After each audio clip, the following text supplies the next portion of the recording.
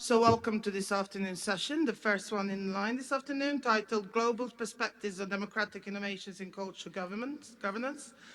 And our session's participants are culture workers from various parts of the world. So we are very, very happy and fortunate to have here with us Arundhati Ghosh from India, Kiley Arroyo from California, and Mauricio Delfin from Peru, New York, Canada, and other parts of the world. My name is Žuvela, and I'll be chairing and moderating this session, and I'm really profoundly and greatly grateful to the organizers for giving me this honor and excitement to participate in this panel, in which we shall try to divert our perceptions, thoughts, and understandings of traditionally Eurocentric and Westernized canons of articulating, explaining, and practicing cultural democracy to a more worldly view. So with that line, our session this afternoon is not planned as a display or a practice show of democratic innovations in cultural governance from diverse parts of the globe, but an opportunity to reassess the very idea and concept of cultural democracy and expand our horizons through the lens of democratic innovations in cultural governance from diverse parts of the globe. We are all well aware that most of the cultural policy canons that we have been discussing for 2 days now are heirlooms of the Eurocentric, or on a wider scale of the Westernized or even Northern Westernized historical legacies as socio-political and cultural trajectories, and have been diffused as such throughout the world. But however, the vast cultural richness of the world and of the cultures creates their own patterns and approaches in dealing with the change, that change being in the nature, in the society, in the arts and culture, making their own distinctive and innovative tactics in adapting to the new situations while keeping vigilant about the way the future realities are shaped and formed. And our today's participants are going to exactly provide us with the view into those horizons. The first speaker of this afternoon is Kiley Arroyo, who's the Executive Director of the San Francisco-based Cultural Strategies Council, which is a vehicle for transdisciplinary research, culture policy development, and systems change.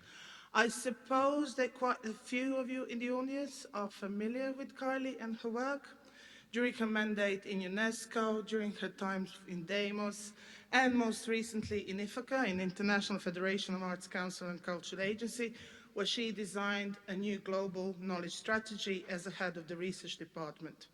Apart from that, she has a very diverse and rich portfolio of initiatives and entities from the arts, government, that would be nice, arts, government, civil society, academic and private sector, in urban, rural, and indigenous contexts, and where she has been professionally evolving through advice training in racial justice facilitation, participatory democracy, complexities theory, non-Western systems design practices, including agroforestry, agroecology, and permaculture. And today, Kiley will share with us some of her latest work in the line of these topics, from her experiences in working with indigenous groups that reflect and talk about systems change as a result of a growing number of disciplines that are traditionally rooted in the Western worldview, embracing an ecological paradigm as a more appropriate way to understand and influence change in a complex systems. To quote Kiley, an ecological worldview can begin to decolonize the mindsets that hold injustice in place, and by extension, transform the way systems change work is practiced. So Kiley, please, and sorry, we're going to take all their presentations, and then we're going to open the floor for questions. But if somebody has like pertinent question that they're going to burst if they don't pose it otherwise, they can sort of raise their hand, and we might, in a participatory way, grant you with the right to pose the question straight after the presentation. So Kiley, please. Thank you. Thank you so much, Anna. Can you all hear me all right? And I'll try to speak slowly. I know English isn't everyone's first language. Well, first off, thank you. Thank you to Dea, the whole staff of Kultura Nova, our colleagues in Leeds and in Denmark, and all of you for being here and just exchanging these ideas. It's a real pleasure to come this far and to really be both challenged and affirmed by what colleagues are saying around the world. So I'm very grateful.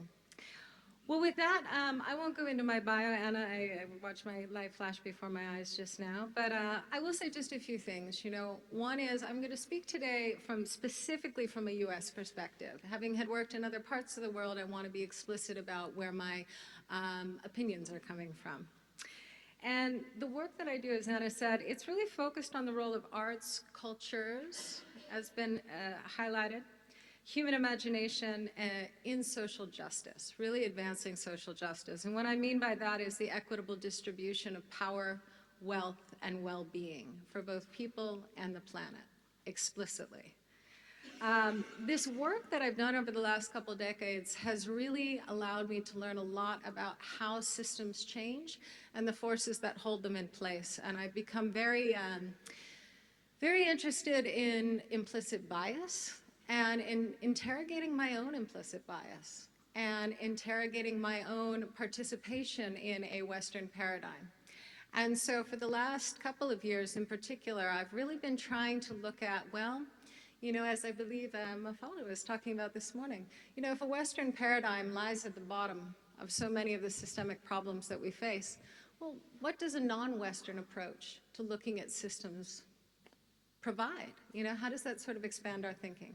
So with that, I have dove into a different way of approaching systems change and have been doing a few different apprenticeships with indigenous communities and looking at both nature and living systems and how they change as, you know, providing us an alternative blueprint in which to think about democracy and the role of culture within that. So I'm going to share some of that today.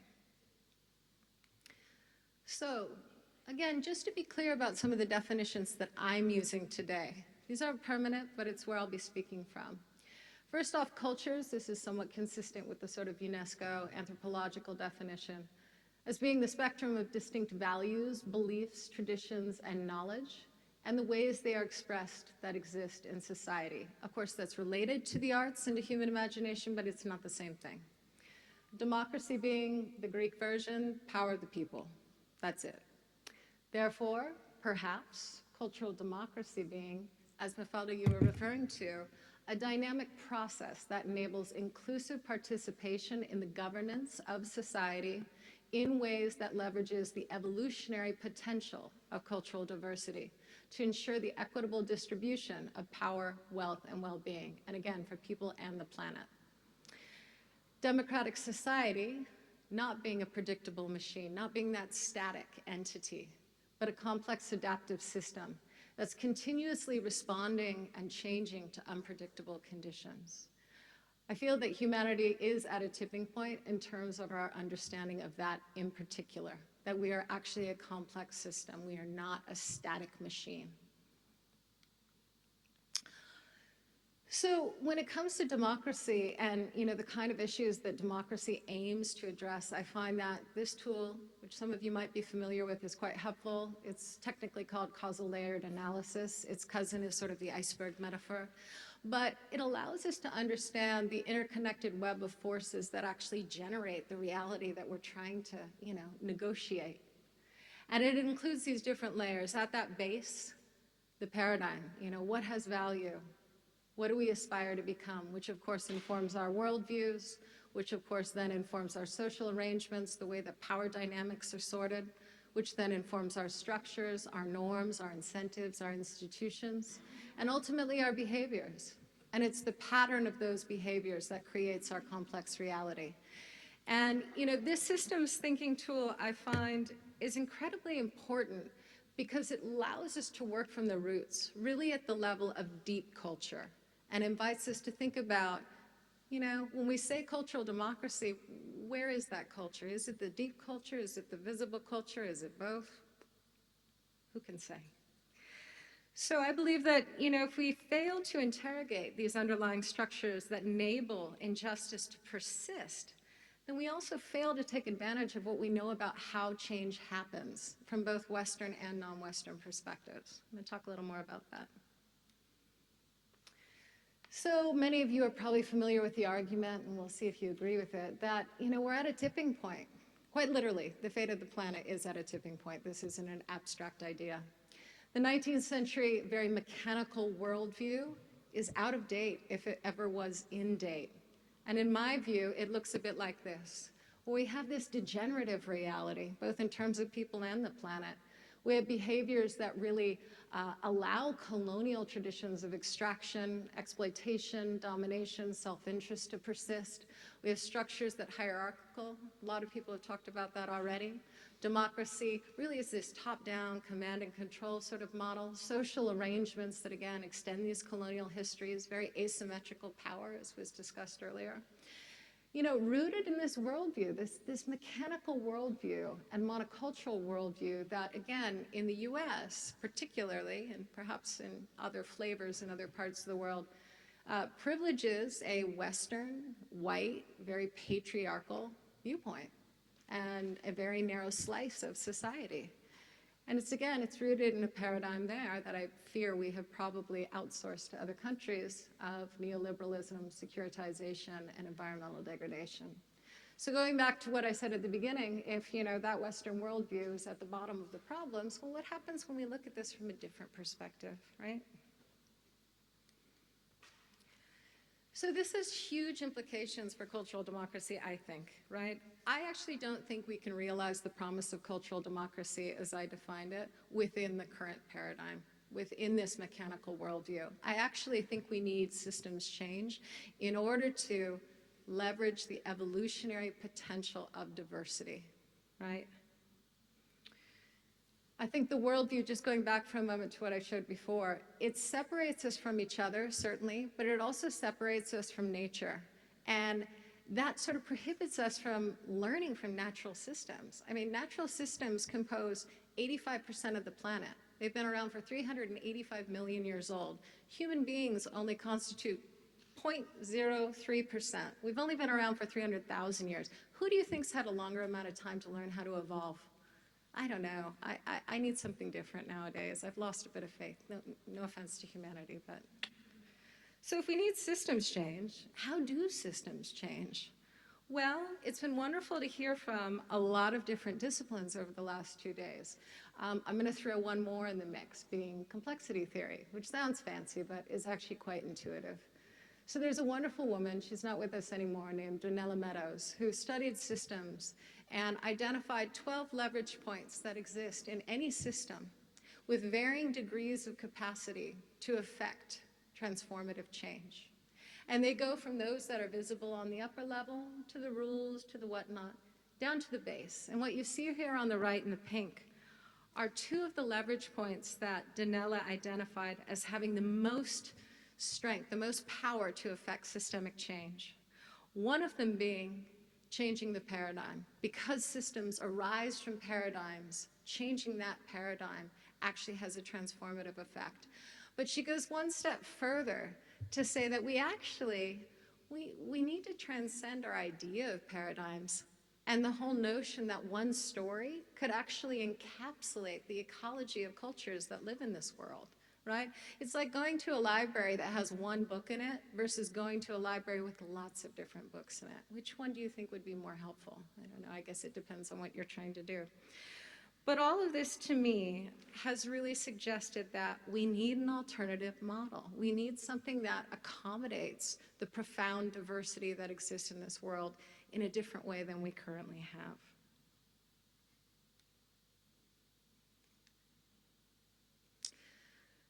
So, drawing inspiration from nature's inherent problem-solving abilities, a growing number of disciplines traditionally rooted in a Western worldview, which I think is important to underscore, have adopted an ecological worldview as a more appropriate way to both understand and influence change in complex systems. And again, Mafalda, thank you for setting this up because I think it was very consistent with what you had to say this morning. And here's why. And I think I can read that.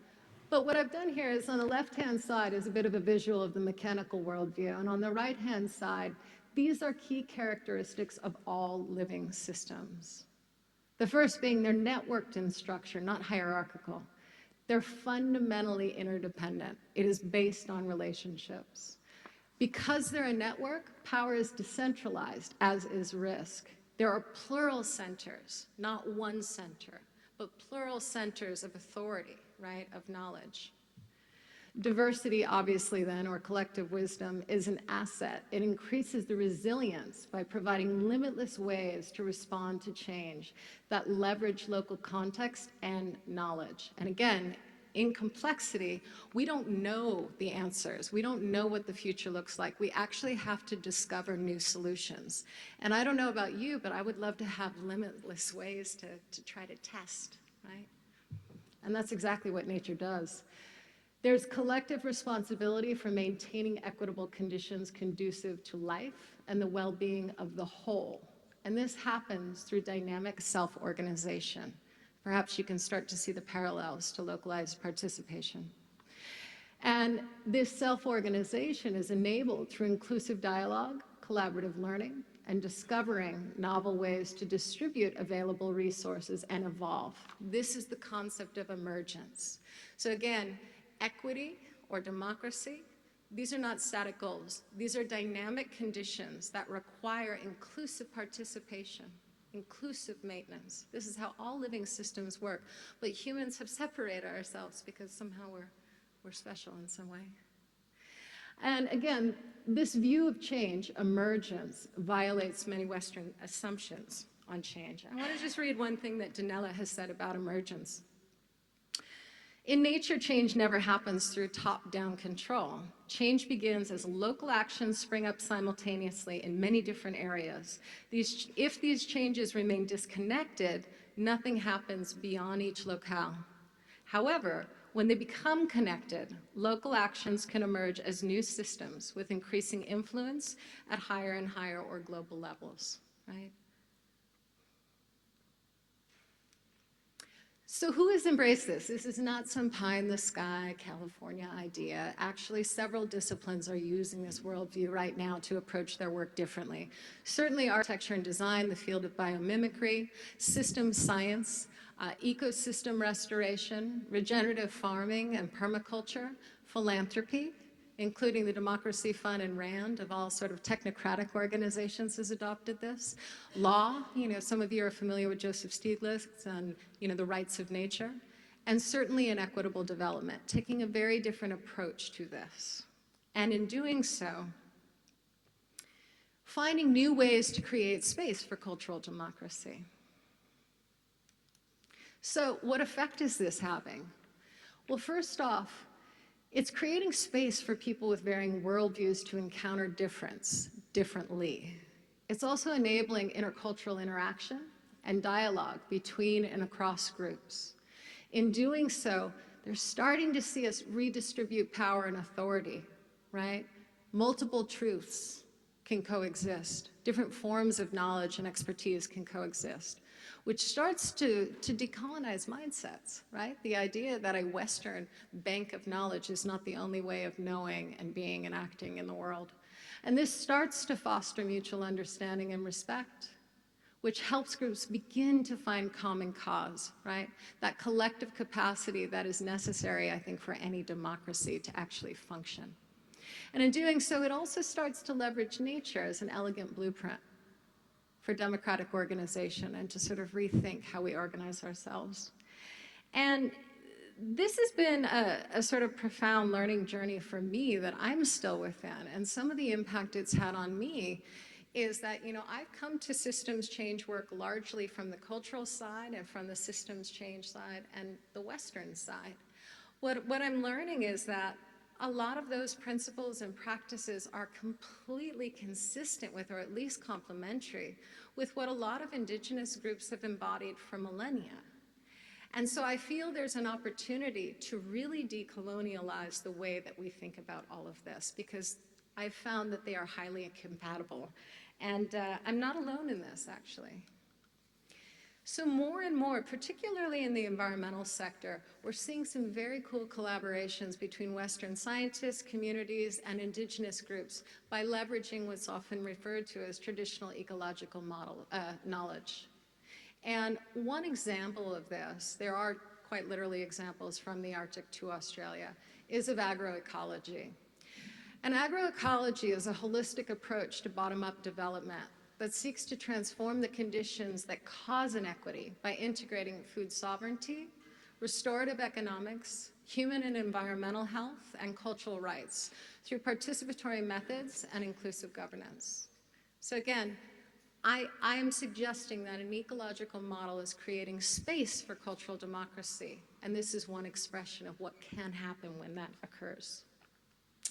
So what I'm working on now, and I don't have time to talk about all of it, but if you're interested, I'm happy to tell you more, is I've been doing some deep apprentice work in both permaculture, in indigenous design, and in regenerative farming, and am a part of a few different agroecology projects in both Sonoma County, California, which some of you probably know now as the burning territory of California, but also in Talamanca, southeastern Costa Rica, where I'm working with the Bribi tribe.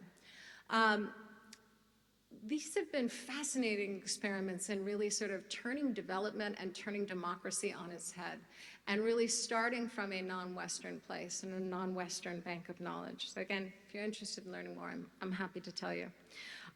There's also some examples of this underway in both Oakland and New Orleans. So this isn't just a strategy that is possible in a rural community. It's happening in urban communities as well.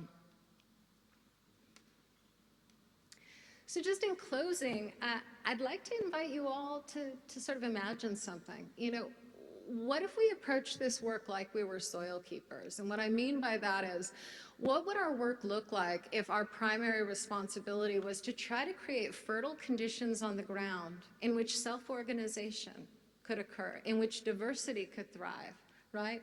In which inclusive dialogue was actually the sort of dynamism of the place. It's very different than these top-down sort of approaches.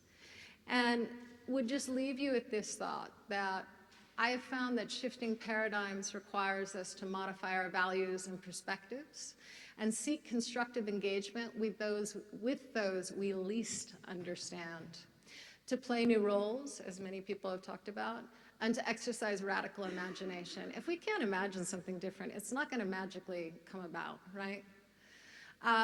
So in closing, I'd say cultural democracy can help foster fertile conditions in which these shifts can emerge, or at least that's what I'm finding in my work. And I look forward to hearing from my colleagues here about, you know, how they're also fostering those conditions.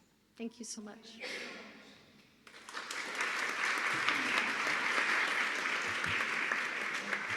Thank you, Kiley, for this truly mind-expanding presentation. I'm sure it's going to provoke quite a fruitful discussion later on. Thank you. Now, Mauricio Delfin is going to present to us. Mauricio is a culture manager and social researcher specialized in culture governance and civic technologies, who currently serves as a technical secretary to the Peruvian Alliance of Culture Organization and works as a director of Asociación Civil Solar, which is a non-profit organization that promotes open government principles and practices in cultural sector.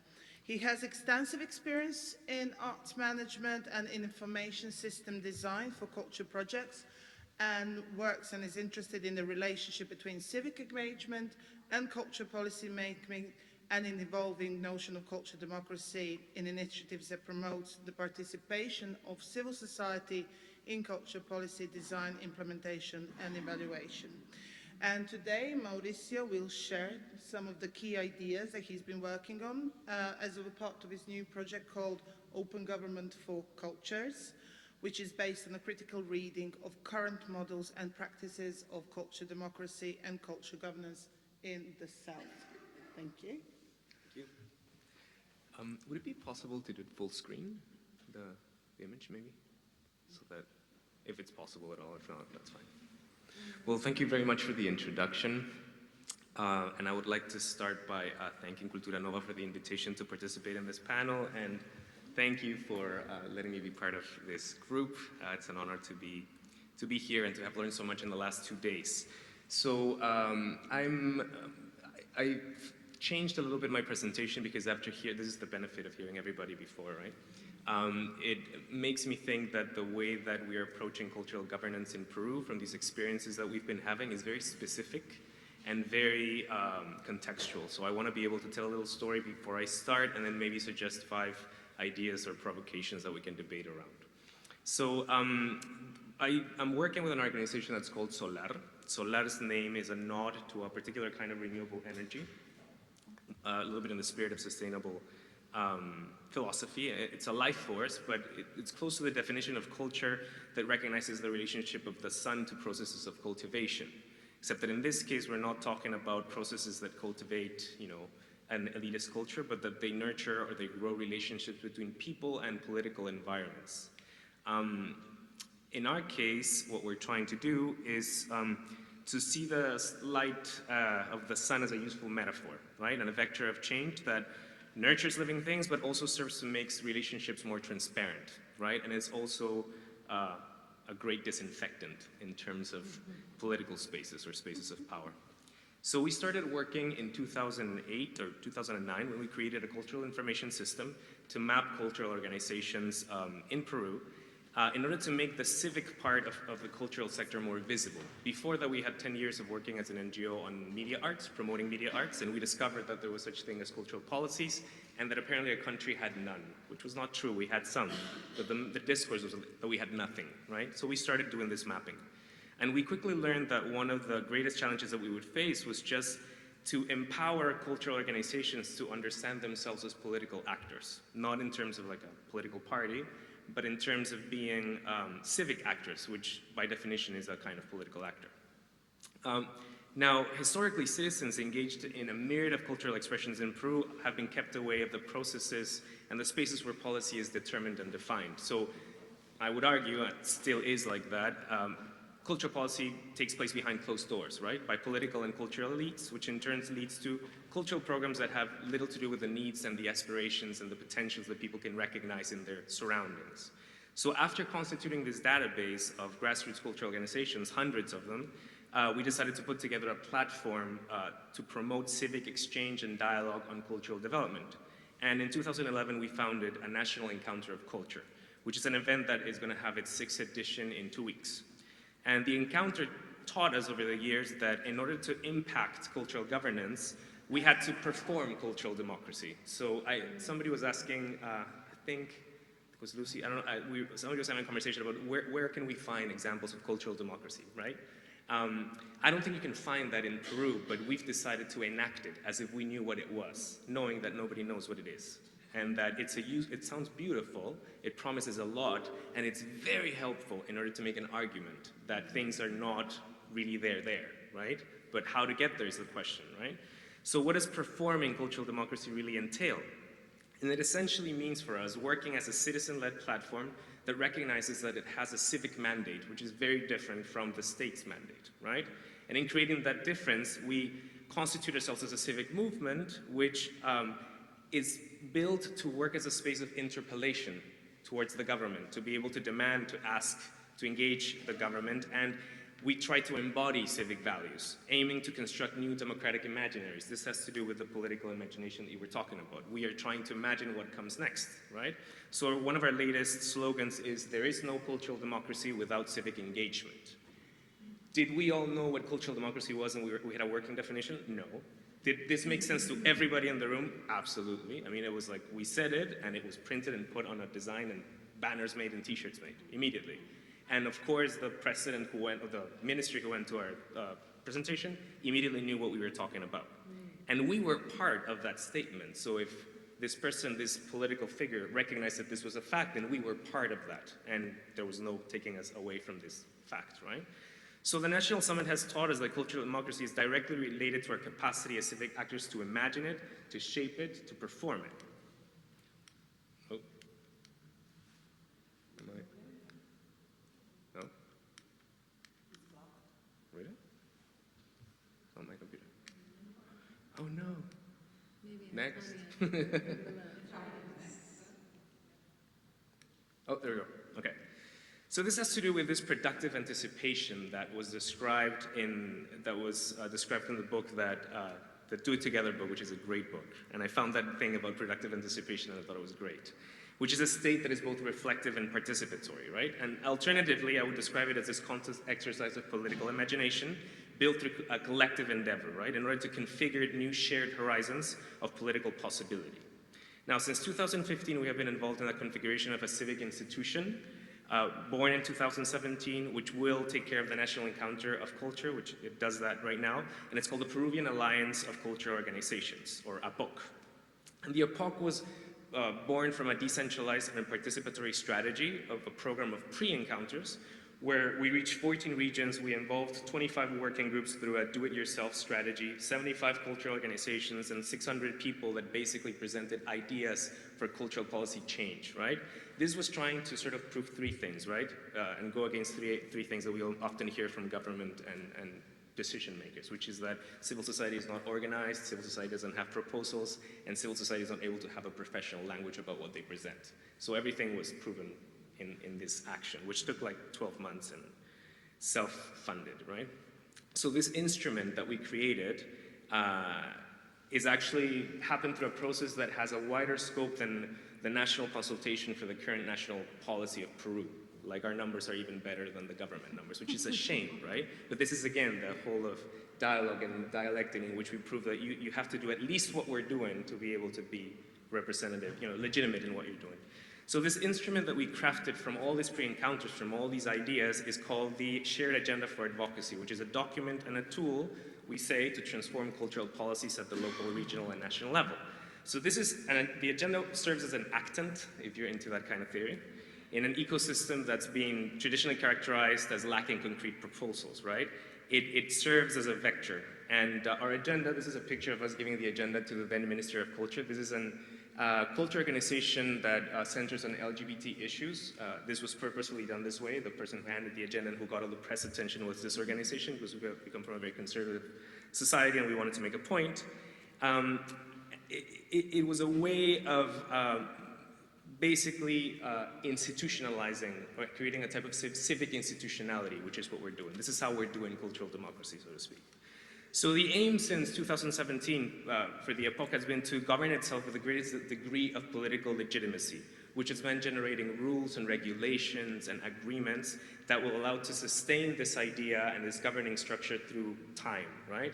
In 2 weeks, when the encounter happens, Solar, my organization, is going to let go of its role as a technical secretariat, pass it on to 2 other organizations, which is an idea of embodying also, civic institutionality, like embody principles of good governance and accountability, because we have to be accountable to those that we are, working with. So our experience with Solar provides us a background to present a grounded perspective on the notion of cultural democracy, and I just want to share a couple of ideas from this perspective. First, I think it is very important to understand governance contextually and move away from traditional approaches that conceive this concept as something that's just common sense, right? So it's easy to say that we need to be contextual, but it's also very hard, because the moment we start contextualizing, we recognize and acknowledge a particular set of circumstances. It's very different to say that the context is defined by the effect of neoliberalism in the country. If you say that, you're going to take a specific path. You will have a certain responsibility to go that way, right? If you say we are marked by a post-colonial legacy, then you have to respond to that particular way. So contextualizing something, it's not an easy thing, and it carries a lot of responsibility, but that's what we need to do, especially if we want to have a cross-cultural global dialogue to be able to talk about different traditions of cultural democracy, right? In order for us to talk together, we're going to have to really be sure to, express where we're coming from. Like, where are we enunciating the circumstances that have shaped us? And I think we need more spaces like this panel and this setting to be able to hear all these voices and understand that there's a lot to talk about, right? So that's one thing that's important. And then the other thing is that if we want to understand cultural governance in Latin America, we can't do it without recognizing the situation of democracy in Latin America today. As many of you might have seen the news, every single country in Latin America seems to be, in a big protest. And this has to do with the promises of neoliberalism that has not been able to deliver equity. These are very unequal societies even that were claimed as being the miracle of neoliberalism, like Chile, for example, and also a landscape where institutions have no trust because there's widespread corruption, right? So in this setting of very dire circumstances, we have democracy as an ideal, but also as something that has already been co-opted by neoliberal rationalities. And what does this mean? I haven't heard, I've heard liberalism, illiberalism, but not a lot of talk about neoliberalism. And that permeates both things, right? And what does that mean? Wendy Brown, for example, in a wonderful book that's highly recommended, talks about neoliberal rationality eroding democratic principles in all dimensions of social life. So they convert the distinctly political character and operation of democracy's constituent elements into economic ones. And this is what's happening everywhere. Participation is only understood in the key of entrepreneurship, making money, making the figures, benchmarking, and all these practices that have to do with creating real impact, real value, right?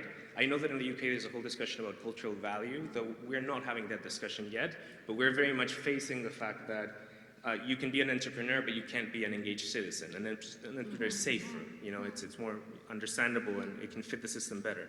So we need to understand what that implies, right? So democracy becomes purely procedural, says Wendy Brown, and is detached from the powers that would give it substance and meaning as a form of rule, right?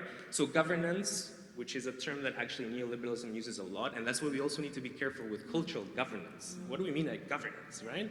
Because governance also disseminates a depoliticizing epistemology, right? Everything becomes procedure, right? There's not something at the bottom, there's no power in there, it's just an issue of doing it right. Right? So that's another, I would be careful with cultural governance as well, because that part of governance is also, we should really look at that closely. So the critique is important because it warns us of the risk of turning cultural governance into a purely technical and procedural issue. Now, my sort of final slide is that putting aside that specific critique, right, for a moment, I would argue with Andrew Miles was saying yesterday that cultural governance goes beyond cultural policy. Right, I absolutely agree. But cultural governance also has to go beyond a debate on cultural participation, right? Because it's not just cultural participation that guarantees democracy in the governance of cultural sectors. It is also accountability. It is also transparency. This is, I'm sorry it's in Spanish, but these are principles of this idea of open government, which has its own genealogy as well. But what I like about it is that it not only talks about participation, it also talks about different degrees of participation. We're generally at the level of consultation when you talk about participating in defining cultural policy. We're not at the level of co-creation or collaboration or co-administration.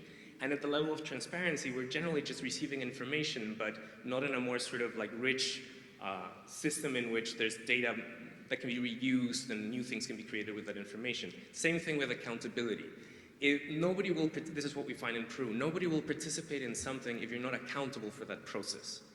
You know, so even when participation fails, the other part of it is like, are they going to be accountable? Are we going to be able to hold them accountable?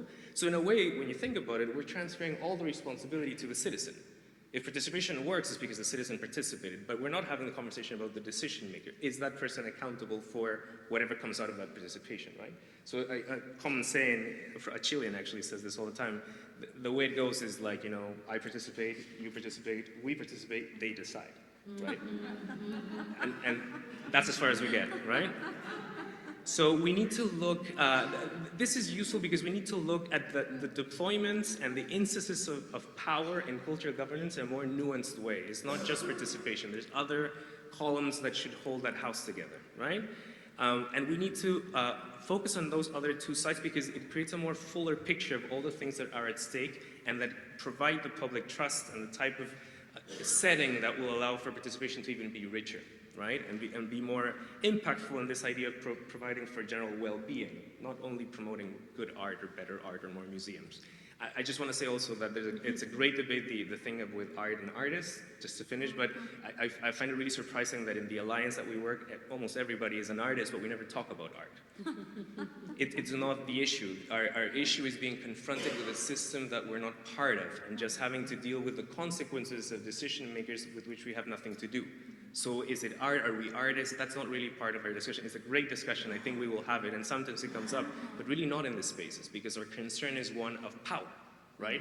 So in fact, the debate is not how will art be allowed to be more democratic. It's just an issue of like, what is the relationship between people and power in our sector? And then the other thing that we struggle with is trying to make our sector not an exceptional sector, like a cultural exceptionalism of sorts that says that our sector is different from the health sector or the educational sector.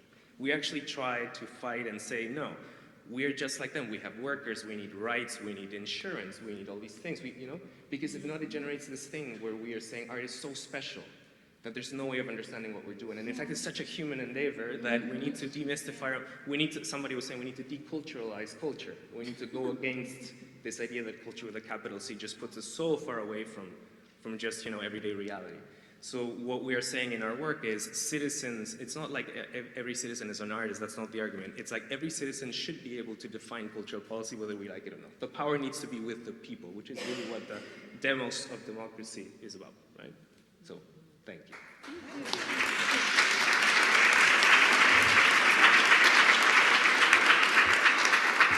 Wow, Mauricio, that's a lot. But thank you very much for that, for pointing the fingers in the right directions. They always have to sort of be rethought on, taking the meaning back and forwards, because we tend to take all these terms that you say, even governance, they just come into the vogue, and you start they naturalize in the terminology, in the practices and the policies, that at one point we forget exactly how the meanings change with the practices and with everything that's changing around them. But I'm not going to speak anymore. Arundhati told me just now that I can't sort of introduce her with a lot of her biography. She said 2 lines only. And I have about 10 lines. So I have a really difficult task on choosing which was the first line. Okay. So Arundhati is the Executive Director of India Foundation for the Arts. Her work for the non-profit sector in India has been renowned globally and in India. And she has been awarded with the Global Fundraising Award from the Research Alliance International. The same year, her foundation won the India NGO of the Year award. But I also have to say, sorry, Arundhati, that she speaks and writes, apart from gaining award from her civil non-profit work, she speaks and writes on the arts and philanthropy for leading Indian and international non-profit and culture networks, including On the Move, Kiley Foundation, International Federation of Arts and Culture Agencies, IFACA keeps coming back, I know, in this international worldly, Arroyo Fund for Arts and Culture, Kultura Nova, etc. And apart from all of that, she's also trained in classical dance and is a poet in Bangla. So maybe she can do a little bit of that after her presentation as well. So Arundhati, please. Thank you. I'm hugely indebted to many people in this room because this is my second opportunity to present point of views, stories, opinions from my part of the world. I lead India Foundation for the Arts. We are an independent foundation, mainly means we don't take money from the government.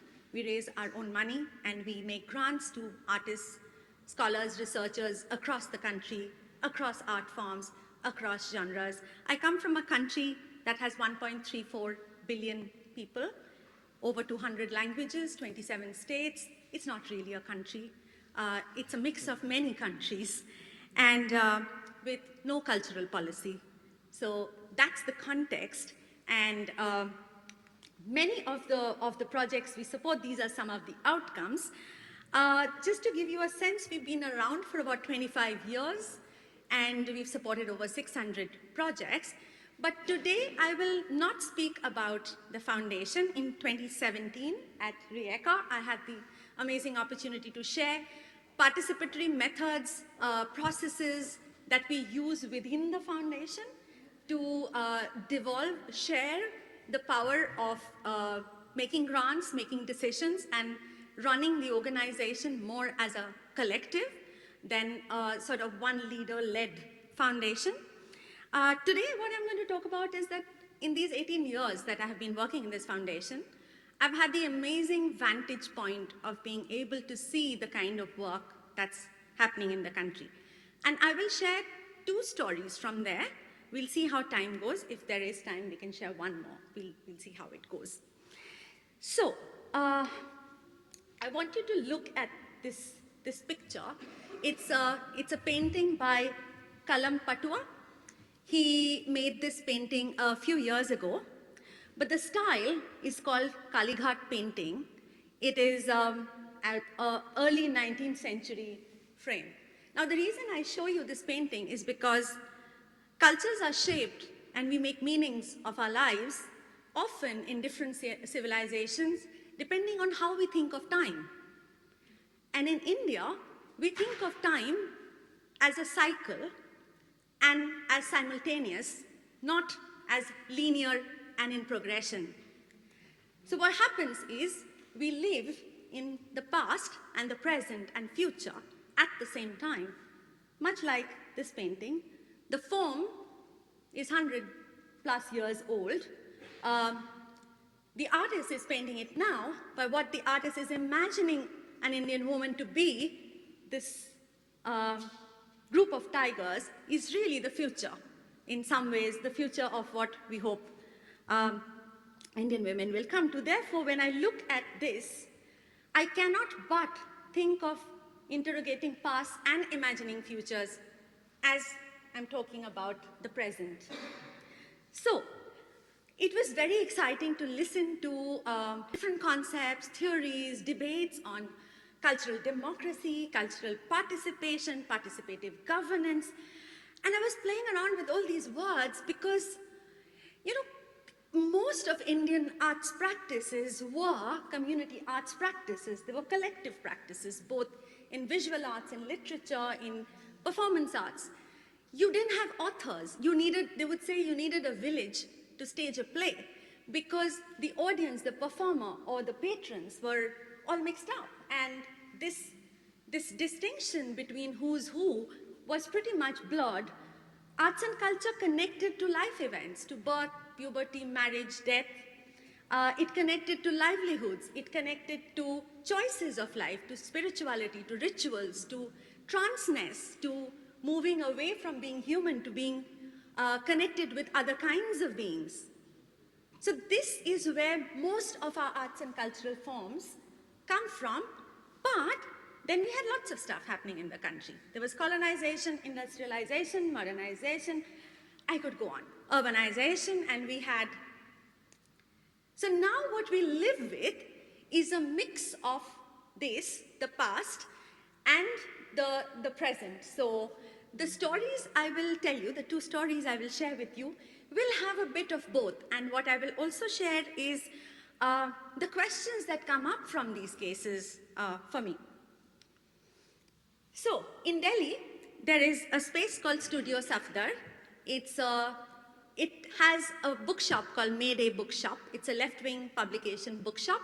It's an open space for cultural activities, and they've been around for a long time. And what they are doing for the first time in the country is a community-curated neighborhood theater festival. There were 47 applications that they received, and they've chosen 7 plays. Now, it's very exciting that the entire community has sort of come together for this festival. And even the film is made by one of the community members. The challenges they faced were initially lack of confidence, because a lot of them were, oh yeah, we see plays at Studio Safdar, but what do we know about art? What do we know about theater? But it's also true that they didn't need much coaxing to kind of join the gang. There was also conflicts in choice making during the curation of the play. And they were coming from very different approaches, etc. And finally, they had to choose one. But there are questions that come to mind. So this is the first time this is happening. There are questions that come to my mind about this entire process.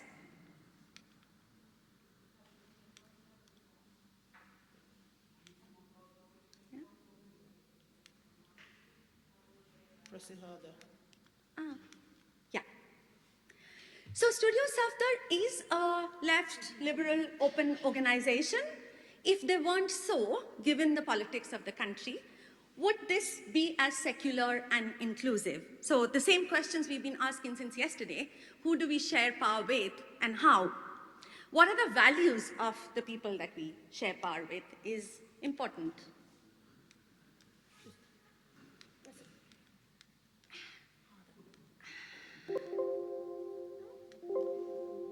Oh, yes, it's coming.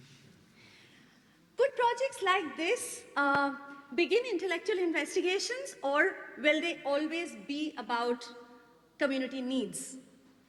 Will these arts projects bring up questions of intellectual debate. Will they be reviewed by art critics? Will they find place in art magazines or theater magazines? Or will they always be treated as, oh, that's something that the community needed and not come within the brackets of art? And if so, is that at all a problem? Either for arts and culture community or for Shadi Kanpur where this is happening, do they really care? And this question, how does one fight populism in a democracy? Because if you saw that this curatorial team had one man who was of Muslim faith, there were women who were homemakers, there was one man who was a tea seller. This is a very diverse group of people. In a very similar situation, in exactly the same manner of participation in another community where, say, if a right-wing Hindu group, like we have in India now, lots of them, if they were beginning to create something like this, the look and feel of this would be very different. So that's a question. The second project that I will talk about is called the Aravani Art Project. Now, Aravanis are trans women. They are also known as hijras in the country. The 1533 Bagari Act of England, which came to India as the 1861 Article 377 that criminalized all sexualities, sexual behavior that did not fall within the heteronormative procreative sexual behavior as criminal, and that's a law that we got rid of last year in 2018. So now they're not criminals anymore, but till last year they would have been considered criminals.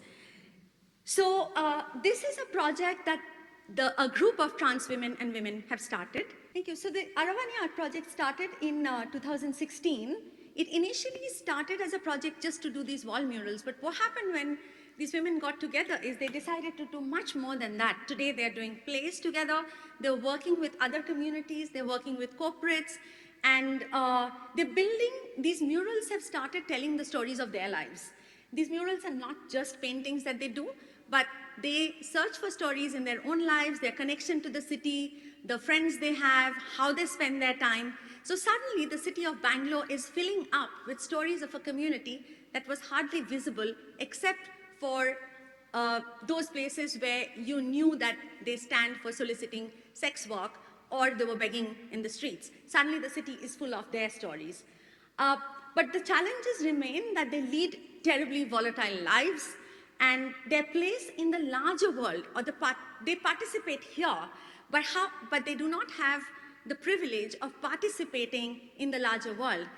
So for example, if they're doing a play, and that play is being shown at a particular cultural venue, they're often stopped from entering the venue. Somebody who looks more normal, like me perhaps, have to accompany them to be even included. So participation, yes, but participation in what is also a question. My questions that rise from this project is how will the larger world evaluate their merit? On what parameters do we mark excellence in art? Who decides the politics of aesthetics? Who decides the value of aesthetics? Who decide that this art is good enough to be bought, sold, or put on a wall? Will they find a place in the larger art world, or will they always remain marginal trans artists representing their community? And will their world be part of the critical debates or remain projects of empathy? And if they do, is that a problem for them, for us? Whose loss will it be? There are many benefits of participatory models. I mean, we've been talking about that throughout the last 2 days, and even in the earlier conference, 2017 in Rijeka. And I think a student once had asked me, how do you know who's not in the room? And I think this question has become like a sort of beacon for me, searching for answers for this. I know who's in the room, but how do I know who's not in the room? And probably that's also a question we have to ask when we talk about participation, we talk about including people. And the questions that I tried to bring up through the two stories is really this, and where do we stand with this? I want to end with, and if you notice, I haven't touched democracy at all, because I tried approaching these projects through our past of shared community practices and not through democracy. But if we were to look at it, I find this a very powerful quote by Mohandas Karamchand Gandhi, saying, "I understand democracy as something that gives the weak the same chance as the strong." Thank you.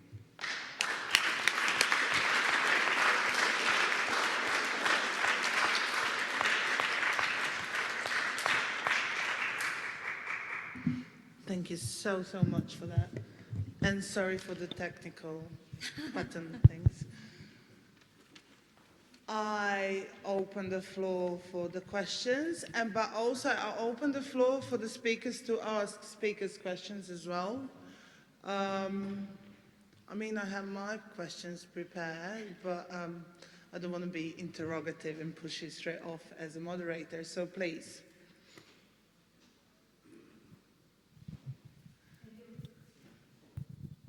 Thank you very much. Thank you very much for three very, really great presentations, all of them. I would like to, take your last statement here, and then a question, primarily for you, Kiley. I really sympathize with your planetary approach to these problems, but I think there's something I miss in your presentation. Where is power in all this? Because there are also interests. It's kind of a depoliticized version of the planet we are on and its future, because there are people who are actually not interested in giving the weak the same chances as the strong, or are not interested in decentralized power. And I think that's a very important aspect of hindering change in the world. So where is that in your version of our planetary condition? Well, it's a very big question, and it's a very critical question. Yesterday, a couple of interesting themes came up about whether or not power can be given or power can be taken. And I think that's one of the first things that comes to mind. Part of me believes that unless we create space, psychologically and physically, to actually start to bump up against the other, right? To actually engage in some kind of interaction, hopefully some kind of productive dialogue. First off, we won't really even fully understand where power is most concentrated and most depleted, right? First off, I believe. I think those with power are becoming so separate from those without that it's very easy to just forget. There's just this weird invisibility factor. So first off, creating conditions to bump up against difference.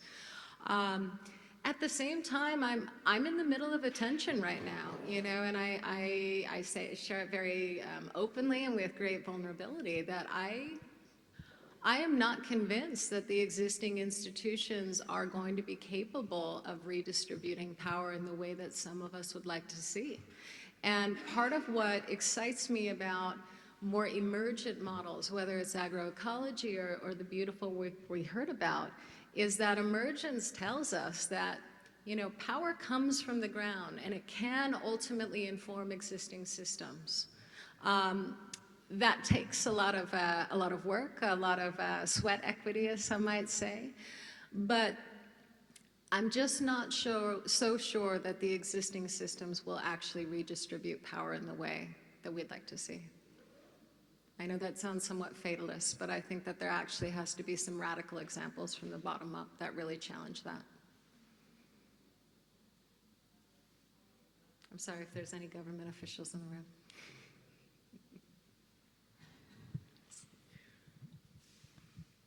Can I just, is that one? Yeah. Can I just ask something that maybe builds on that, which is really to Mauricio and Arundhati, because you describe approaches. In some ways, we're very similar. In some ways, we're very different. And in a sense, you, Mauricio, are very much talking about modelling something to speak to power, to speak to policy. And you, Arundhati, are absolutely define it as we're independent of politics. We raise the money ourselves. We're not speaking to policymakers. Very political. Sorry? Very political.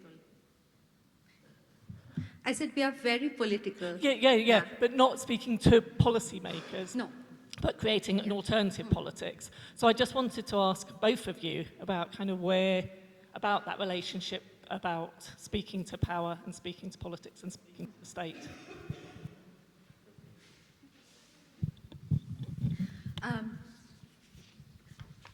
So the one thing we say about our grant making is we are interested in those journeys that, this is there in the who we are kind of section of our website.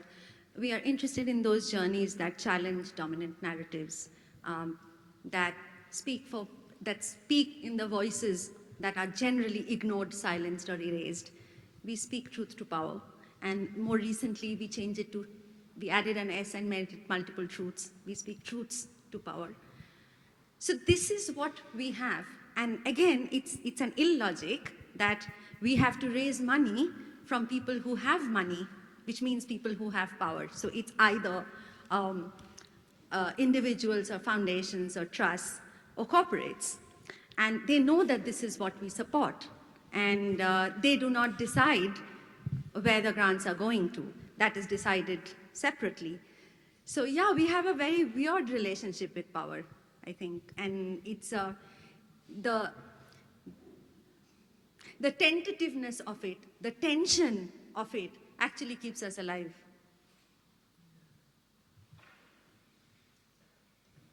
Thank you for that question. Yeah, it's interesting to see those. I think that the scale that Kiley's talking about, the planetary change, I think the struggle that we have is more day to day. It's a feeling of actually being constantly in touch with the concentration of power, whether it be embodied by an institution that doesn't respond to your needs, right? At the local government level, for example, it's very direct, There's elections, you have a director of culture, you know what the budget is, and you know exactly what they're doing with the money, and it is absolutely breathtakingly, exasperating what they're doing, and so that's what prompts you to become involved, right? So you feel it right there. And I think the hypothesis, at least the working hypothesis, is that these are institutions that are our institutions, right? And this is the discourse that you'll hear between us. Like, we are perfectly, and here I'm speaking, this is the other interesting thing. In speaking to power, we are organizing and structuring that voice so that it is very clear where we're coming from. So for example, when I was coming here, one of the questions that I have to address when I'm as a technical secretariat of this alliance is if I'm being invited as the technical secretariat of that alliance. If I am, I have to ask permission for that. I have to get validation and legitimacy to speak. If I'm invited as director of Zaklada, then that's my call. But in doing that differentiation and taking it seriously and respecting the power that we have harnessed together, then the space, we structure that relationship of power. And what we find is that by performing that, by respecting and sort of being coherent, very, very coherent with what we do, we have the ability to have an impact in that relationship with whoever is in power. So whenever, for example, the national policy that's going on right now, we've presented a number of observations through letters. And the impact is direct. Like, we know exactly when we put the observations out that they're reading it through social media, and that if we ask for a meeting, we will go to that meeting. Not that will lead to a success, because it's a long-term process, right?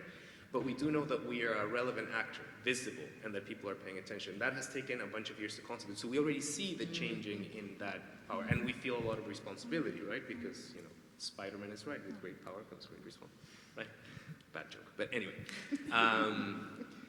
It is an issue of structuring our, because it's not just having the power, it's how you structure it and how you administer it, and when is it that you have that. So for example, we're having the summit in 2 weeks, and we're inviting the minister.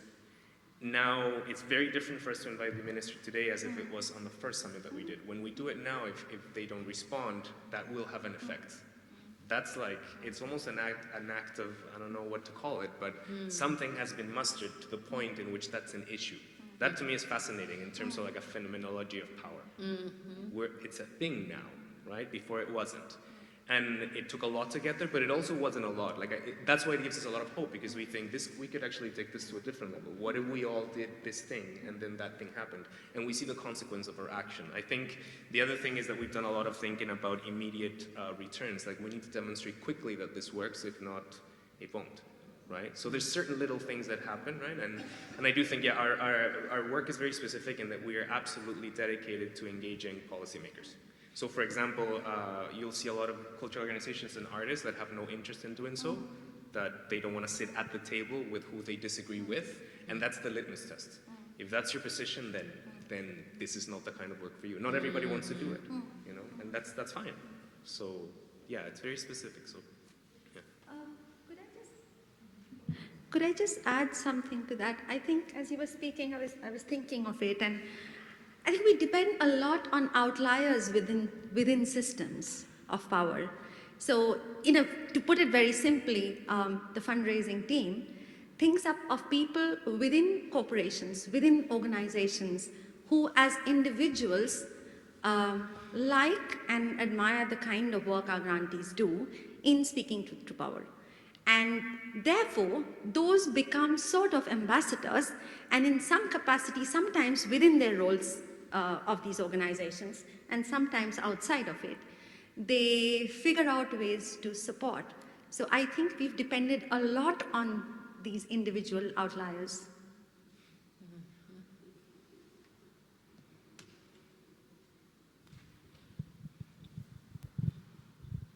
Congratulations to three of you, because really I enjoy a lot your presentation, because they were really so committed and so strong, so wonderful.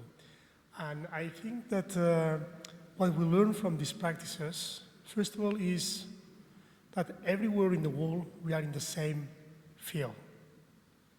And we can be here academic people analyzing these phenomena, but we are as well committed people who try to do our best in order to support bottom-up dynamics through culture, but finally social and political dynamics.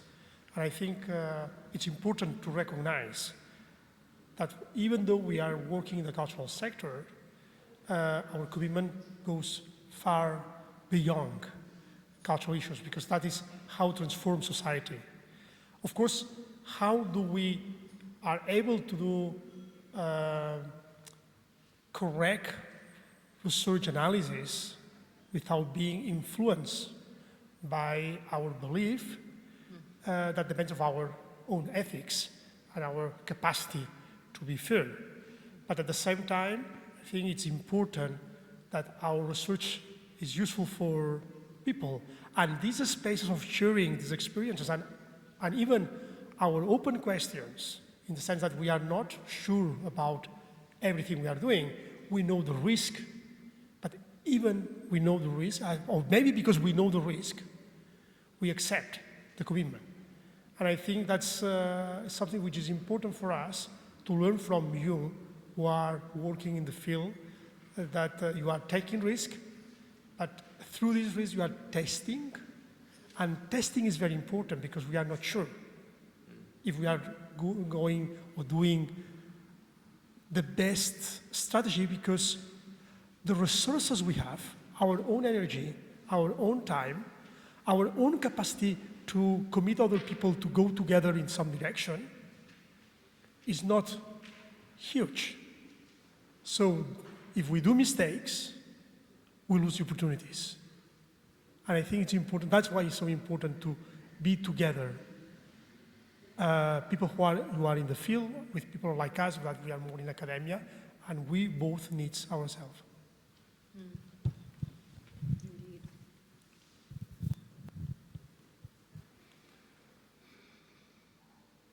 Well, when we're talking about ourselves and stuff in preparing for this, and this goes to your question, Lena. I'm not trying to answer your question, they answered your question.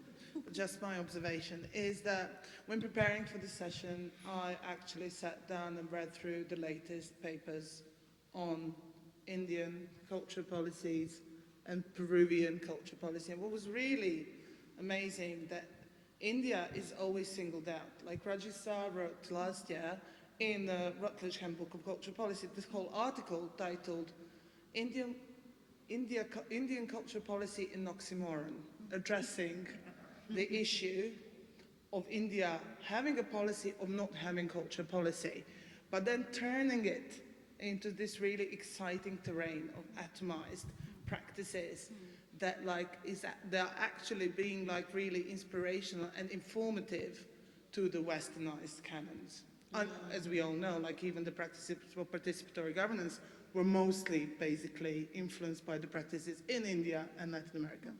And then when you turn to Peruvian culture policy, you don't actually find Peruvian of Chilean or whatever, and then you find writings.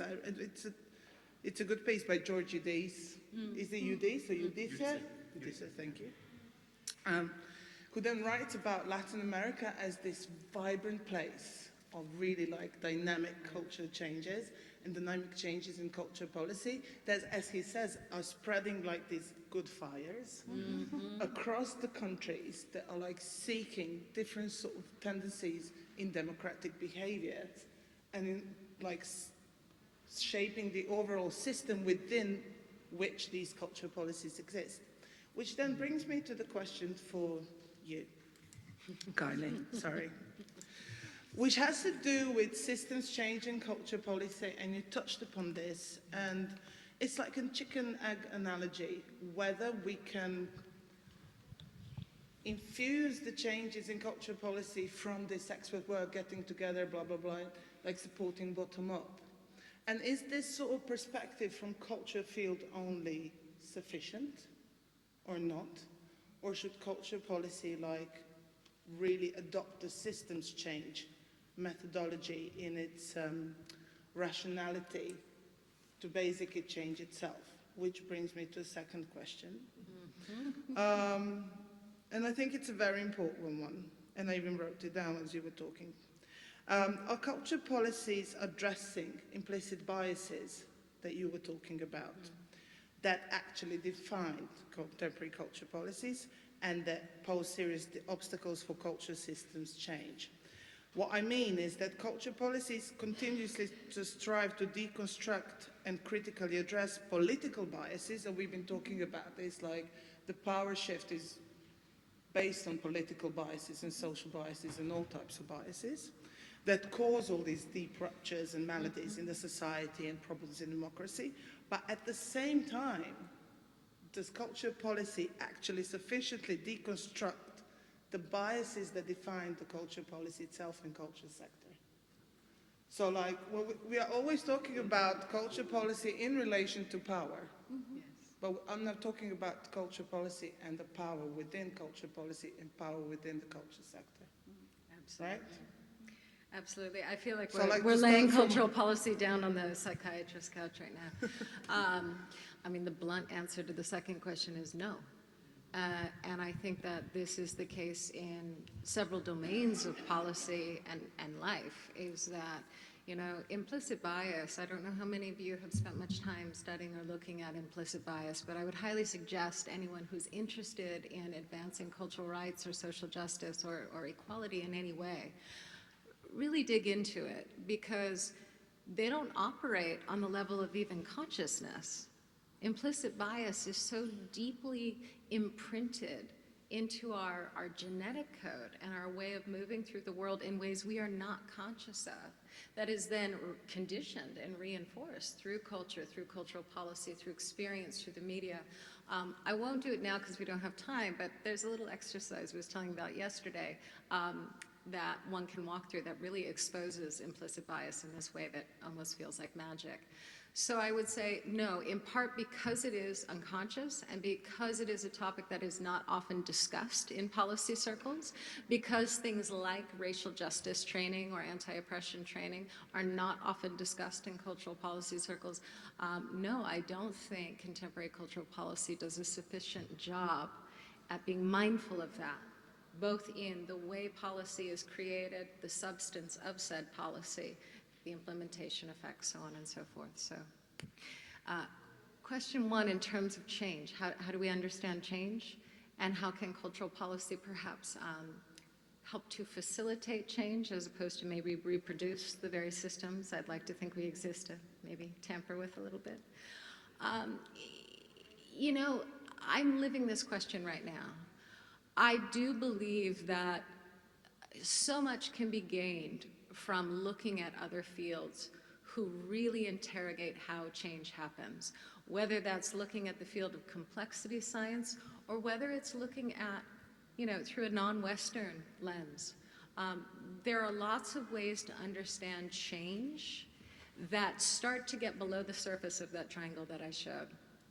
And again, if you're not really thinking about change in terms of interrogating the underlying structures, we talked about this yesterday, that create reality, then you're just sort of dancing across the surface of things.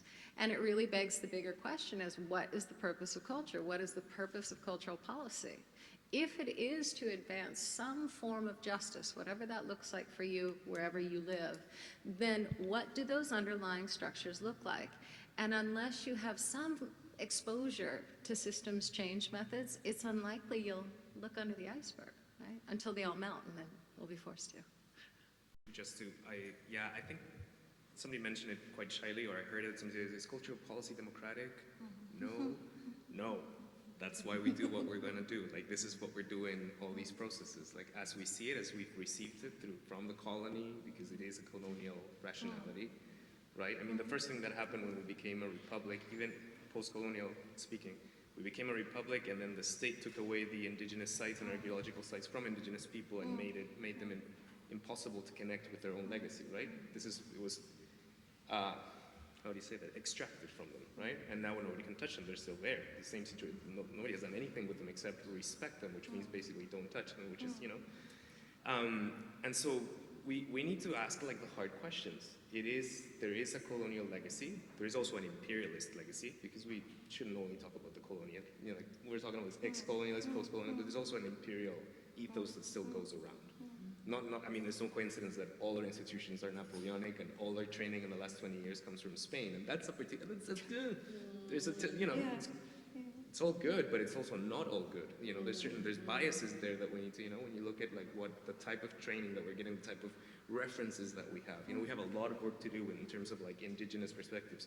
If you talk to organized indigenous groups about the Ministry of Culture and what they're doing and what they're not doing, they look at you sort of like, that's great, but what we really want is a Ministry of Indigenous People. You can keep your Ministry of Culture and Tourism and all the creative industries you want. We want a ministry that talks to our needs, which are not dealt with by the Ministry of Culture, even though in our design it should, right? We also have, as a movement, we also have a lot of problem getting in touch with indigenous groups, because we're not, if we talk about arts, the conversation goes even farther away, because that's not what they're talking about. They're talking about the right to be in this, you know, in this earth and have their own sovereignty. That's a very different conversation. So the other thing that we would have to evaluate is like, what is at stake when we talk about cultural policy? And the fact is that civil society is saying, we want a different type of stakes. We don't want the money to be used only for music. We recognize that's great, let's read more, yes, absolutely, education, all that. But there's violence against women, there's violence against LGBT people, there's like no use of public space, no freedom of expression, like the maladies that you can, you know.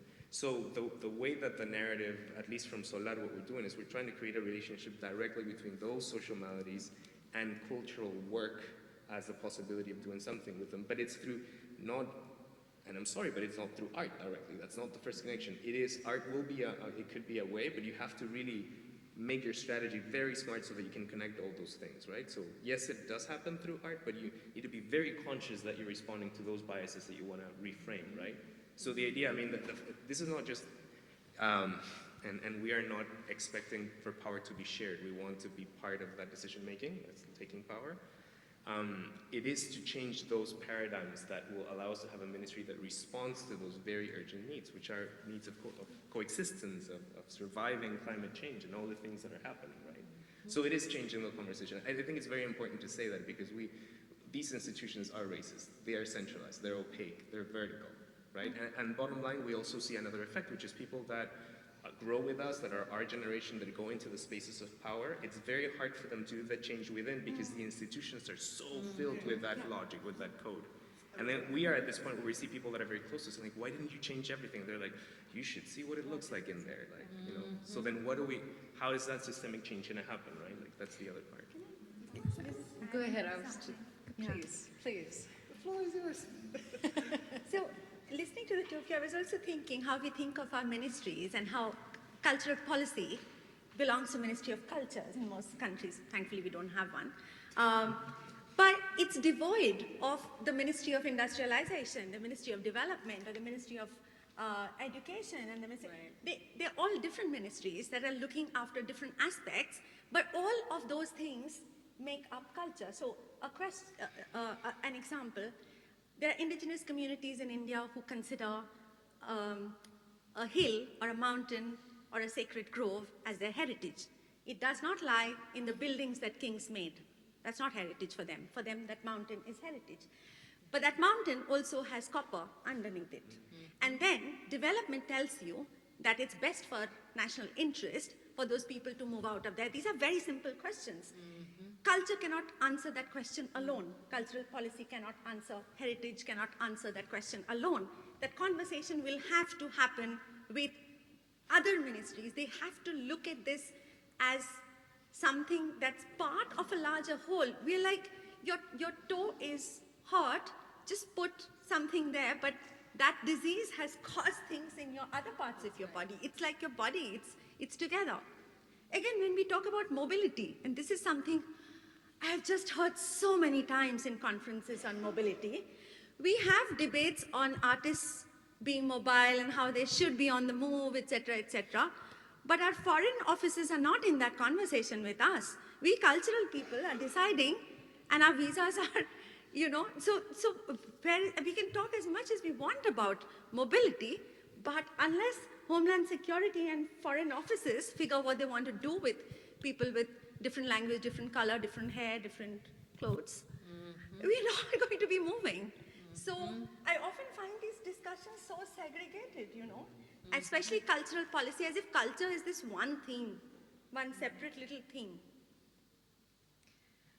Well, here, I would definitely agree with that. And I would just add, and it goes back to the very first question about power. So for me, yes, what is the cultural dimension of all domains of power? And how are we creating new kinds of spaces, ideologically, physically, you name it, welcoming spaces, inclusive spaces, right? Where a more diverse array of knowledge, a more diverse array of worldviews, needs, biases, whatnot, are really being brought to bear on decision-making about how resources and opportunities are being distributed. How do we understand the needs of society in the round?